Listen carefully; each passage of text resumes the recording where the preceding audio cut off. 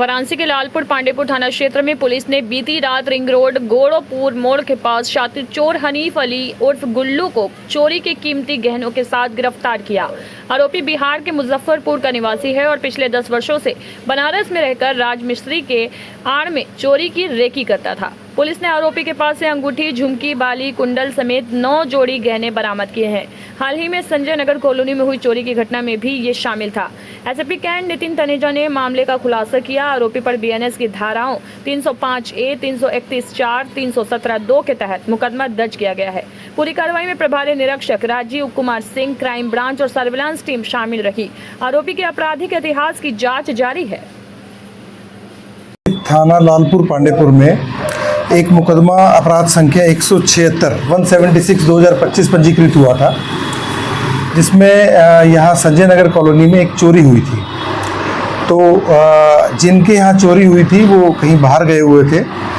उसके बिल्कुल पास बगल के मकान में ये जो राजमिस्त्री हैं, जिनका नाम हनीफ शेख है, जो कि सीसीटीवी में इनकी सारी ये जो घटना है कैद हो गई थी, इनके द्वारा चोरी की गई थी और ये मूल रूप से पश्चिम बंगाल के रहने वाले हैं।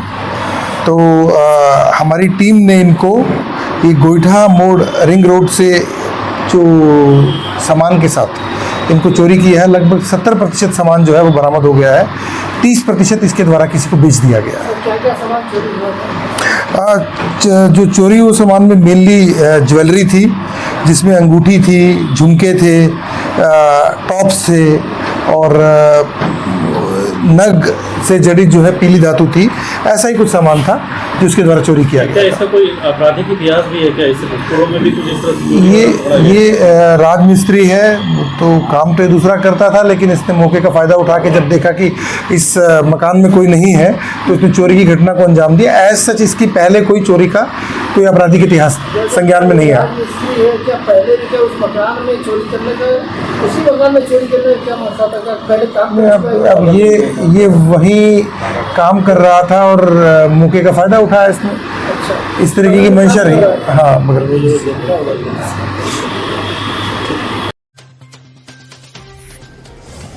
31 जुलाई 2025 को वाराणसी के सिगरा थाना क्षेत्र में एक हिंदू परिवार को आतंक का शिकार बनाया गया। डॉक्टर नईम कादरी का जबरन निकाह, मारपीट, धमकी और धर्म परिवर्तन के गंभीर आरोप लगे हैं। बुधवार देर रात सिगरा पुलिस ने इस मामले में कादरी के खिलाफ मुकदमा दर्ज कर उसे गिरफ्तार कर लिया। पीड़िता जयप्रकाश नगर की निवासी है। उसने पुलिस को बताया कि डॉक्टर नईम कादरी, जो खुद को बाबा कहता है, शेख सलीम फाटक पर राहत दवाखाना चलाता है। पिछले 10 साल से उनके संपर्क में था। अब वह परिवार को लगातार प्रताड़ित कर रहा है। कादरी ने धमकी दी कि पीड़िता की बेटी का निकाह कराओ, बेटे का धर्म परिवर्तन कराओ, वरना गंभीर अंजाम भुगतना पड़ेगा। 23 जुलाई को कादरी ने पीड़िता के घर में घुसकर मारपीट की और धमकी दी, बेटी का निकाह कराओ, नहीं तो सबको काट कर फेंक देंगे। इसके बाद 29 जुलाई को कादरी ने पीड़िता के पति की सिगरा स्थित दुकान पर पहुंचकर फिर धमकी दी, कल तक बेटी का निकाह नहीं हुआ तो 10 गोली मारूंगा। इस दौरान भी मारपीट की गई। सिगरा थाना प्रभारी संजय कुमार मिश्रा ने बताया कि आरोपी डॉक्टर नईम कादरी को गिरफ्तार कर लिया गया है और मामले की गहन जांच जारी है। ये घटना न केवल आपराधिक कृत्य है बल्कि सामाजिक सौहार्द के लिए भी गंभीर खतरा है। पुलिस से सख्त कार्रवाई की उम्मीद की जा रही है। कोई एक्शन नहीं किया और फिर उसके बाद मेरे भाइयों से रिश्ता खत्म करवा दिया। आज 5 साल तक मेरे भाइयों से कोई रिश्ता नहीं था। डॉक्टर नईम कादरी अपने दिखाए मकान में हम लोगों को रखते थे। जब जहाँ से मेरी कुछ गलत हो जाती था, बदनामी होने का, तो हमारा घर बदलवा देते थे और इस तरीके से मेरे साथ रहते थे। अब जब मेरे गले का जो ताबीज़ है वो मेरी बेटी ने करीब 1 महीने 1.5 महीने पहले निकाल दिया, तो उनका असर मेरे पर से ख़त्म हो गया। तो हमसे बोले कि अपने बच्चों को थोड़ा भेजो। मेरी बेटी बोली कि हम लोग कहीं नहीं जाएंगे। तो उसी पर हमें मारना पीटना चालू किए और हमसे बोले कि अपनी बेटी का निकाह करवाओ। अपनी बेटी का बोल रहे हैं कि हम निकाह करवाओ और मुस्लिम धर्म में शादी करवाएंगे। अपनी बेटी की ID बनवाओ, आधार उस पर लगवाओ खान, आप धर्म चेंज करो अपना। हमसे बोल रहे हैं कि तुम लोग मुस्लिम धर्म में और तुम लोग मुस्लिम बनो। बताइए, हमारी बेटी को हमारे पति के ID पे सेठ लगा है, मेरी ID पे देवी लगा और मेरे बच्चों को कह रहे कि ID बनवाओ खान नाम से। बच्चे कहाँ हैं अभी आपके पास? मेरे बच्चे यहीं पर सब आए हुए मामा लोकिया हैं। क्या प्रशासन क्या कार्रवाई की है अब तक? हमें यही सहयोग चाहिए, सपोर्ट चाहिए सबसे कि जो मेरे साथ हुआ है, जिस तरीके से जो बाबा धोखाधड़ी मेरे साथ किया है, वो आगे किसी के साथ ना होने पाए। और आगे के लिए हम यही चाहते हैं कि मेरी सुनवाई हो हमें इसमें आप लोगों से सहयोग चाहिए कि मेरे सपोर्ट से। मोनी बाबा कहाँ रहते हैं? मोनी बाबा नई सड़क पर रहते हैं। अच्छा, कौन थाना आता डॉक्टर है? नईम कादरी राहत मेडिकल सेंटर, उनका उनके घर के बाबा वाला वो गद्दी बना हुआ है, वहाँ पूजा पाठ चलता है उनका। वहाँ पे काफी लोग आते जाते हैं। इनका बाहर में भी बहुत ज्यादा जगह जगह गद्दी बना हुआ है। सुबह वो इलाज करते हैं, रात को बाबा बन जाते हैं। हाँ, दिन भर वो डॉक्टरी करते हैं, रात को बाबा बनते हैं। तो प्रशासन क्या हुआ, कोई कार्रवाई की अब तक? नहीं तो प्रशासन क्या करेगी? अभी तक तो अब केस करवाए हैं, अब जेल में बंद हैं, देखिए क्या होता है। अब अभी तो सारे रिपोर्ट तैयार हो रहे, बन रहे हैं। भाई मेरे साथ गलत किए, हमें मारे पीटे, मेरे साथ संबंध नहीं बना सके तो मुझे मारे पीटे। दशाश्वमेध स्थित श्री देवगुरु बृहस्पति भगवान मंदिर में श्रवण मास के पावन अवसर पर दिव्य फल श्रृंगार एवं पंचामृत अभिषेक का आयोजन हुआ।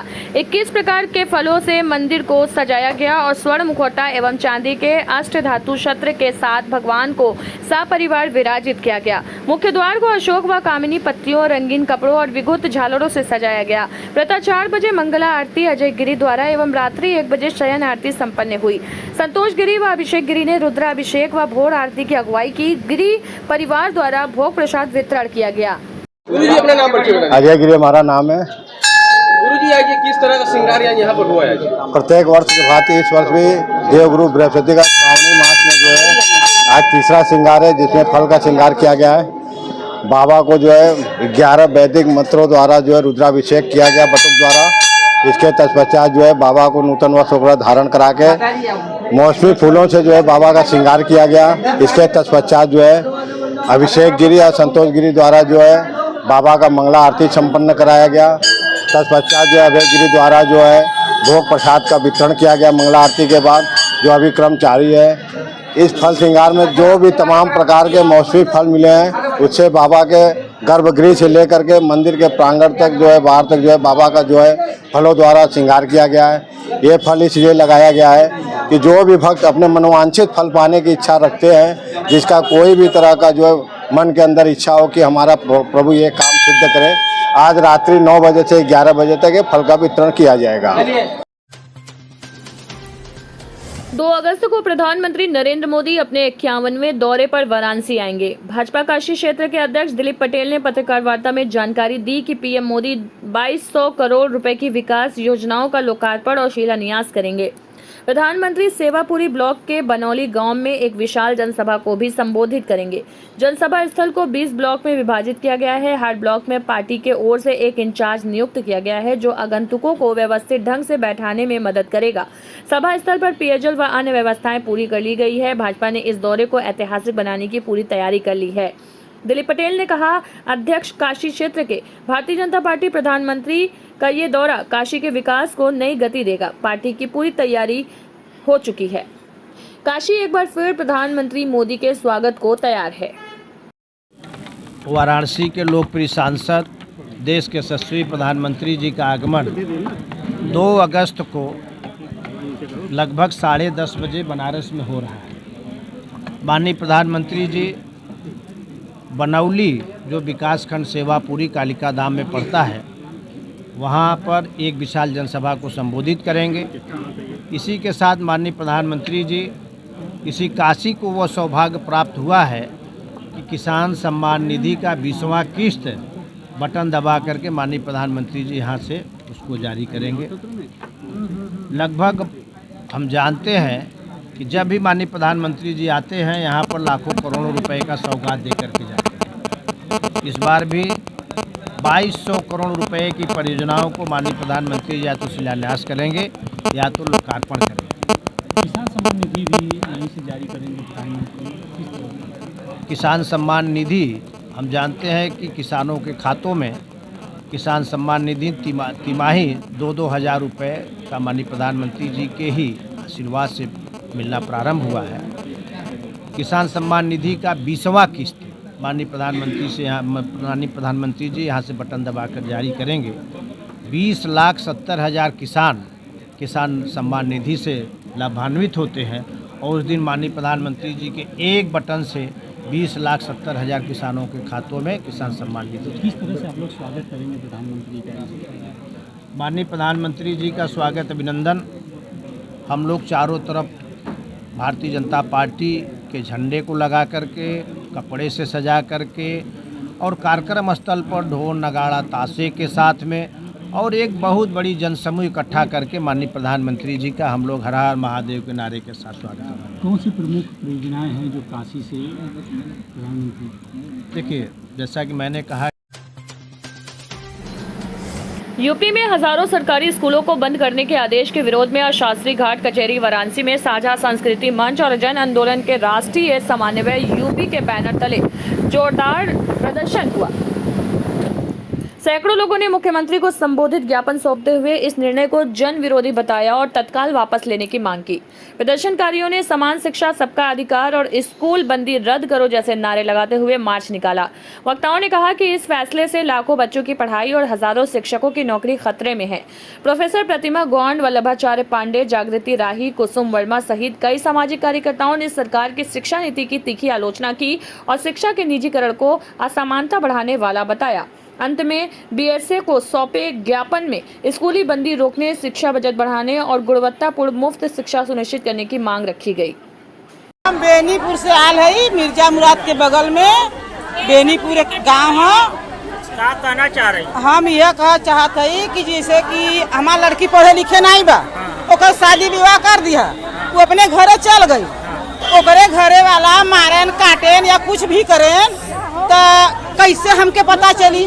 अगर हमारी लड़की पढ़े लिखे रही तो अगर मारेन काटेन या दहेज के विषय में या केथों के विषय में मारेन काटेन तो कम से कम लड़कियां हमारे लिख के रखे तो रही तो हम तो वहाँ पहुँचब तो हम देखब कि भैया रे यही वजह में लड़कियां के मारेन काटेन। यानी आपका कहने का मतलब है कि जो स्कूल बंद हो रहा है नहीं बंद होने नहीं बंद हो चाहिए भाई। हमारे तो शक्ति ना बड़ा स्कूल में पढ़ा बजे के हमारे तो शक्ति बा भैया रे कि जो छोटा मोटा स्कूल बा तो कम से कम पहले बंद हो चाहिए ना, पहले बंद हो गई। समाज को बर्बाद कर रहा है समाज। अरे भैया हमने स्कूल समाज को मजबूत कर रहा है, सुधार रहा है। स्कूल बढ़ने चाहिए, बंद नहीं होने। स्कूल बढ़े के चाहिए और ये जो सरकारी स्कूल बंद होता वो बंद न होना चाहिए, खुले के चाहिए। हाँ, या और संख्या में खुले, और संख्या में जैसे कि हमारे बवार स्कूल में पढ़ा के सकती नहीं है और हमके सरकारी स्कूल में पढ़ा भर सकती है तो कम से कम न करी पाई या न कुछ पाई तो कम से कम गई कहीं पढ़ लिख तो ले।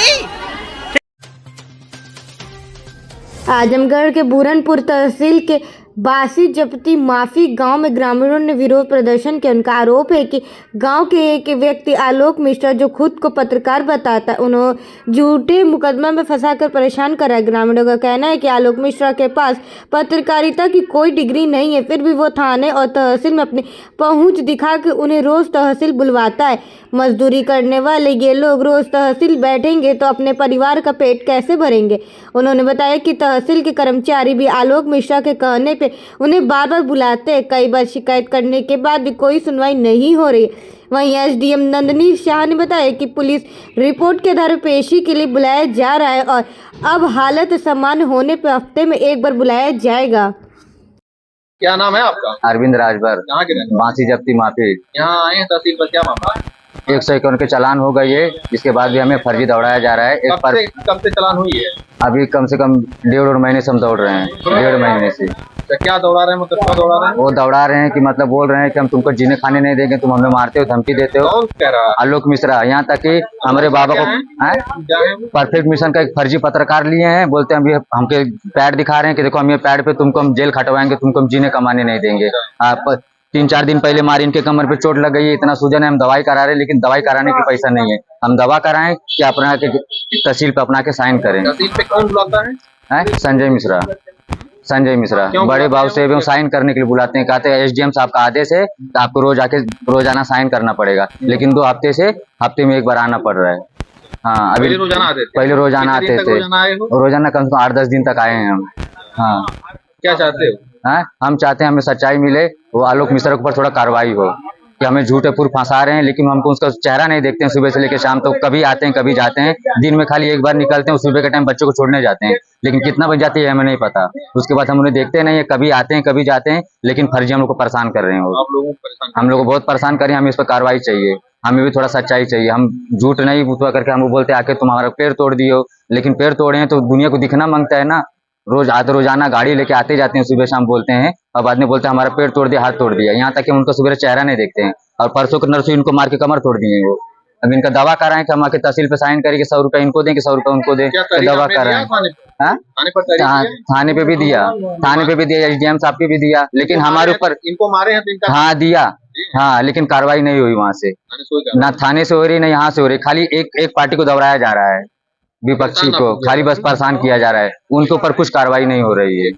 हर जगह राजभर ग्राम बांसी जबकि माफी पोस्ट पौड़िया जिला आजमगढ़। यहाँ क्या करना साहब तहसील पर हमारा लोग मिश्रा कमाने खाने नहीं देते हैं, हरदम पाना हमारा नाम दर्ज करा रहे हैं, हम थाना पुलिस नहीं कर जाते हैं, वहाँ से भी बुलाते हैं, कार्रवाई किया जाता है, सुनवाई नहीं होती है, इसलिए हमको तो साहब झेलना पड़ता है। हम मजदूरी करके बच्चों को खिलाएं पिलाएं, क्या करें। कौन रोज बुलाता है? आलोक मिश्रा साहब। नहीं, यहाँ पर साहब हम लोग को कागज भेज देते हैं, हम लोग को आना पड़ता है। तहसील पर बुलाता है कौन है? संजय मिश्रा साहब बुलाते हैं जी।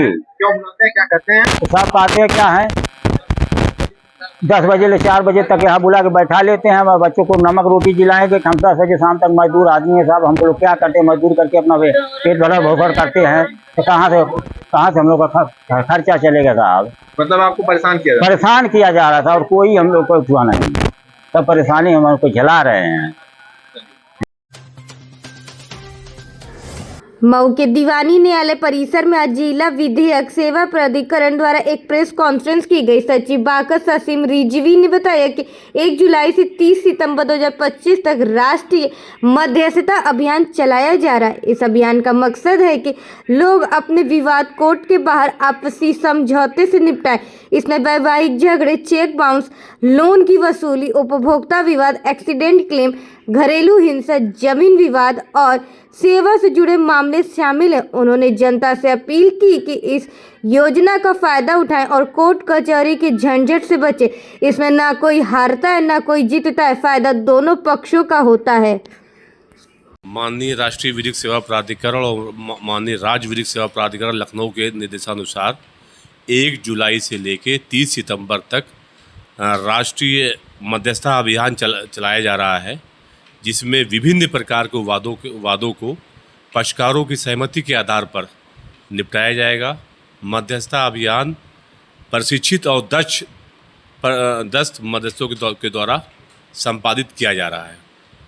1 जुलाई से चल रहा है। हाँ, ये अभियान 30 जुलाई है। हाँ, अभी तक कितने मामले आए हैं? अभी तक न्यायालय से लगभग 250 मामले संदर्भित किए जा चुके हैं, जिसमें से 5 मामले सफल हो चुके हैं।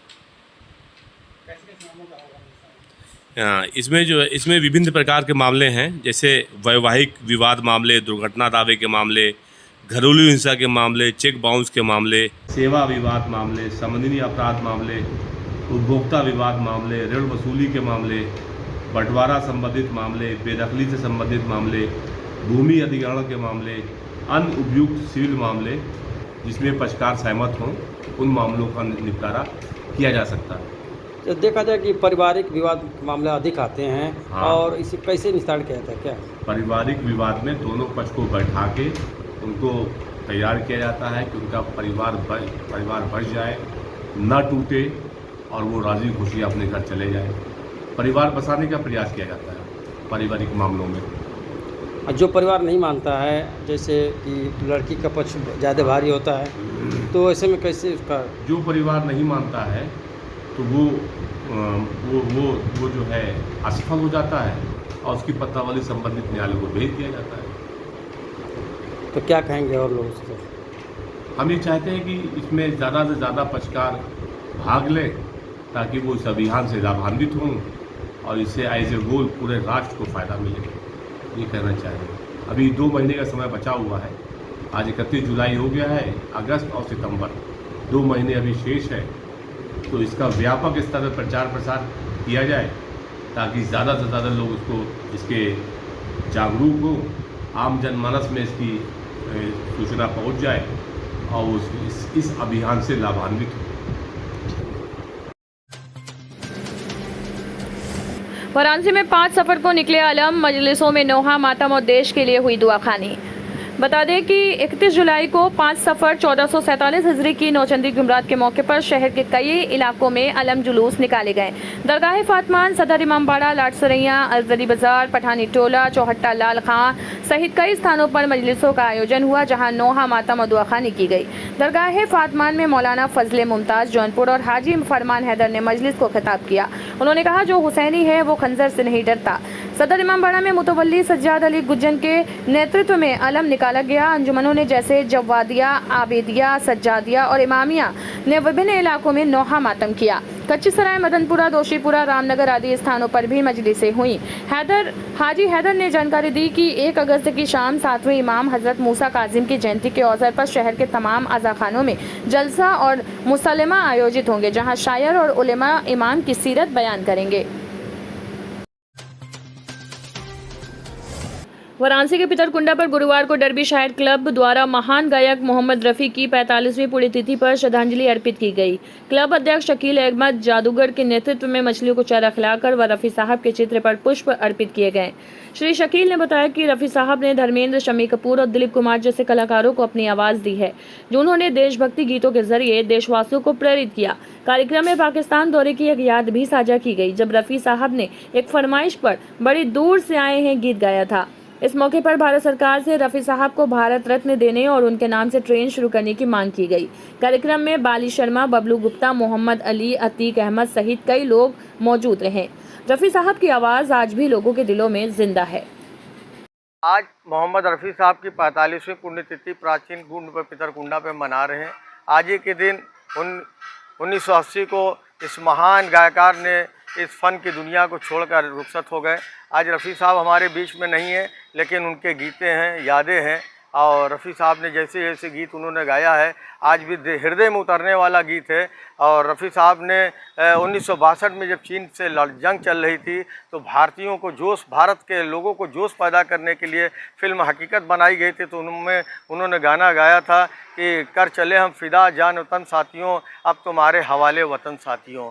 जिंदा रहने का मौसम बहुत है, जान देने की रुत आती नहीं। कट गए सर हमारे तो कुछ गम नहीं, सर हिमालय का हमने झुकने न दिया। आज चीन के अंदर उसी तरीके से रफ़ी साहब ने कई सुख के सब साथी दुख में कोई नहीं, मेरे राम जो उन्होंने भजन गाया है। और बहुत सी उन्होंने जो है गाने ऐसे ऐसे गाए हैं कि जो रातों में लोग सोते हैं तो वाकई नींद आ जाती है रफ़ी साहब के गीत सुन के। और एक बार पाकिस्तान के दौरे पे भी गए थे, तो वहाँ के लोगों ने लाहौर में एक फरमाइशी गीत गाने के लिए कहा था कि रफ़ी साहब एक गीत गाइए कि बहुत दूर से आप आए हैं। तो रफ़ी साहब उन्हीं के लिए गीत गा दिया कि बहुत बड़ी दूर से आए हैं, प्यार का तोहफा लाए हैं। अनजाने लोगों में कोई साथी तो मिलेगा, कोई तो होगा जो हमको समझेगा। दो दिलों के नाते हैं जो तोड़े नहीं जाते, तोड़ दिए तो फिर जोड़े नहीं जाते। तो रफ़ी साहब ने ऐसे ऐसे गीत उन्हीं लोगों के ऊपर गाया था कि अगर संबंध बनाना है तो संबंध मधुर बनाया जाता है। और यही से रफ़ी साहब के गीत था। और रफ़ी साहब के लिए हम प्रधानमंत्री, आदरणीय प्रधानमंत्री जी से, जो हमारे वाराणसी के सांसद इस देश के प्रधानमंत्री हैं, हम उनसे मांग करते हैं आदरणीय प्रधानमंत्री जी से कि रफ़ी साहब के नाम से एक ट्रेन चलाई जाए, मरणोपरांत भारत रत्न उनके परिवार को दिया जाए। एक सच्ची श्रद्धांजलि होगी, क्योंकि और जिस तरीके से महान विभूतियों की आकार बनाई जा रही है, दीवालों पे, कुंडों पे बनाई जा रही है, ऐसे हम जानते हैं कि महान गायकार फनकार के भी रफ़ी साहब, मुकेश साहब, किशोर साहब, लता जी जैसे लोग, मन्ना डे जैसे लोगों का भी आकार बनाई जाए। यही एक उनकी 45वीं पुण्यतिथि पे पितरकुंडा के प्राचीन कुंड पर हमने मछलियों को चारे खिला के उनके चित्र पर फूल डालकर श्रद्धांजलि मनाई। और यही एक उनके लिए सच्ची श्रद्धांजलि होगी कि अगर रफ़ी साहब के नाम से सरकार ये वादा पूरा करे।